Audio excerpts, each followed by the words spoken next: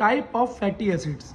अब fatty acid जो है बेटा, जिस फैटी एसिड का हमने भी क्लासिफिकेशन ऊपर देखा, ये फैटी एसिड बेटा कितने टाइप के होते हैं, यहाँ से बेटा नीट का एक क्वेश्चन आता है, मोस्ट ऑफ द टाइम आ जाता है, क्या पता इस बार फिर आ जाए।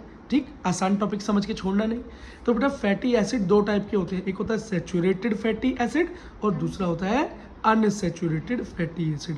भाई सैचुरेटेड का क्या मतलब है? सैचुरेटेड का मतलब होता है कार्बन का ऐसा चेन, ऐसा कंपाउंड जिसके सारे बॉन्ड बन चुके हो, जिसके सारे बॉन्ड बन चुके हो, वो बिल्कुल भी एक्टिव, बिल्कुल भी, ये मान लो मेरे पास एक कार्बन है, एक हाइड्रोजन, दो हाइड्रोजन, तीन हाइड्रोजन और चार हाइड्रोजन मिले तो बेटा ये कंपाउंड पूरा हो गया ना, पूरा हो गया, CH3 बन गया। ठीक है, अगर इसके अंदर बेटा एक हाइड्रोजन कम हो तो इसे हम क्या बोलेंगे कि ये भैया अनसैचुरेटेड है, इसका एक कार्बन अभी भी क्या है, वो है, खुला हुआ है, तो अनसैचुरेटेड। और जिसके सारे बॉन्ड कंप्लीट हो जाए वो क्या है, सैचुरेटेड। याद रखना बेटा सैचुरेटेड फैट हमारे लिए क्या होते हैं, हार्मफुल होते हैं, इन्हें हम सफ़ा भी कहते हैं, सैचुरेटेड फैटी एसिड।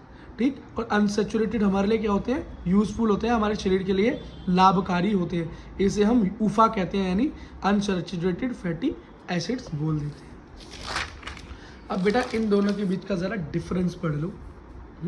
तो सैचुरेटेड फैट और अनसैचुरेटेड फैट के बीच का डिफरेंस क्या है? सबसे पहली बात तो याद रखना कि only single bond are present in carbon chain, मतलब सिंगल बॉन्ड्स होंगे सारे, डबल बॉन्ड एक भी नहीं होगा, सिंगल बॉन्ड से जुड़ी हुई चेन होगी और कंप्लीट चेन होगी, एक भी बॉन्ड छूटा नहीं होगा, सैचुरेटेड होगी। इसके अंदर बेटा आपको डबल बॉन्ड और ट्रिपल बॉन्ड देखने को मिलेंगे।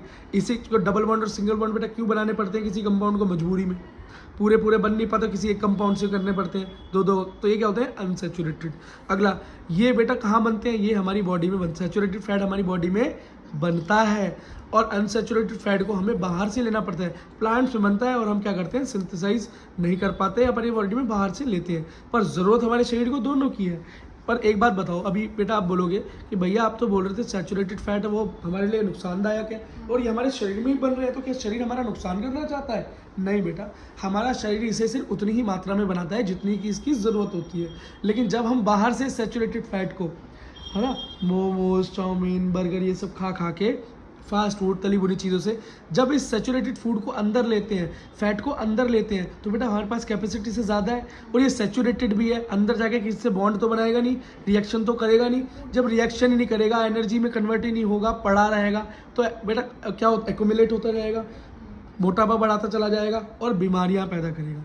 लेकिन अनसैचुरेटेड फैट तो हम हमारी बॉडी में बनते नहीं, हमें बाहर से चाहिए और अंदर आकर ही एक्टिविटीज़ भी करते हैं, मेटाबॉलिज्म में पार्टिसिपेट भी करते हैं।